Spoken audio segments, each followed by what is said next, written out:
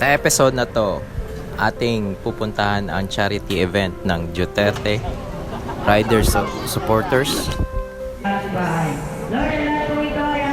Makikisaya tayo sa kanila sa charity event nila. Ating dadaanan ang Imus, Kalsadang Bago. Ating dadaanan ang Historical Kalayaan, KKK statue. Makijam sa mga riders.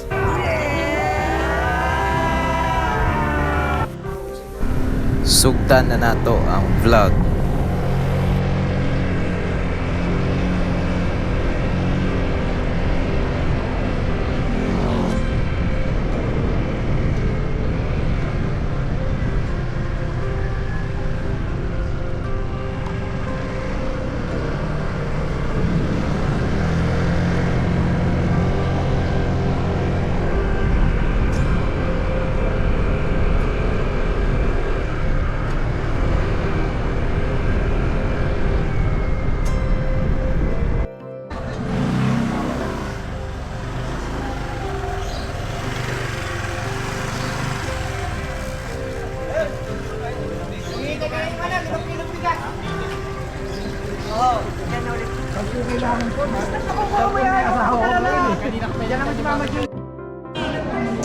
So naata karon sa Imus, Alapan.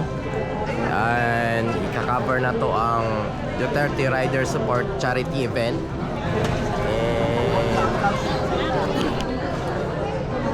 congratulations sa inyong grupo, sir, mga ma'am. And more blessings to come sa inyo ha, para makabuhat na pud mo tag ingani nga klase nga event. Kay dako ni kay ni siya tabang, kahatag og bugas, kahatag og mga supply sa mga riders na to nga wala kayo kwarta. So again, congratulations and God bless and ingat mo permi, sir.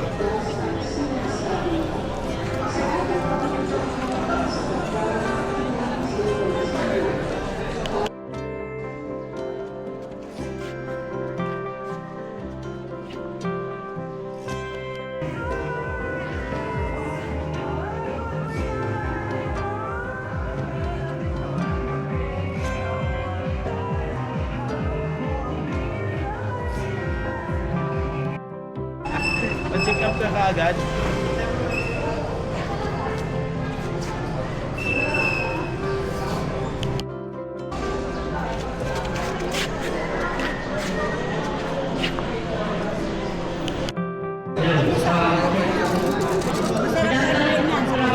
Sampurado na ubi.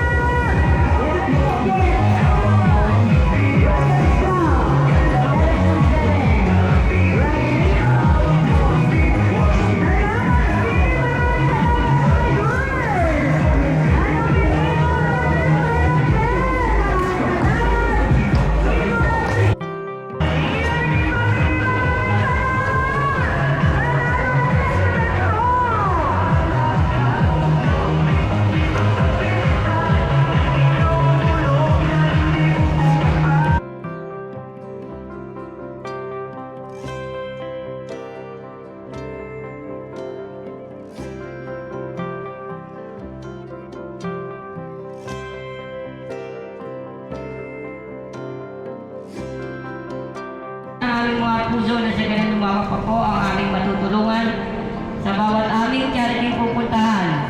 Pinagdarasal din po namin at dinadalangin sa iyo, Lord, na itaas mo po ang aming mga beneficiary at bigyan ng lubos na kagalingan at kaginawahan at kapanatagan sa kanilang mga pag-iisip.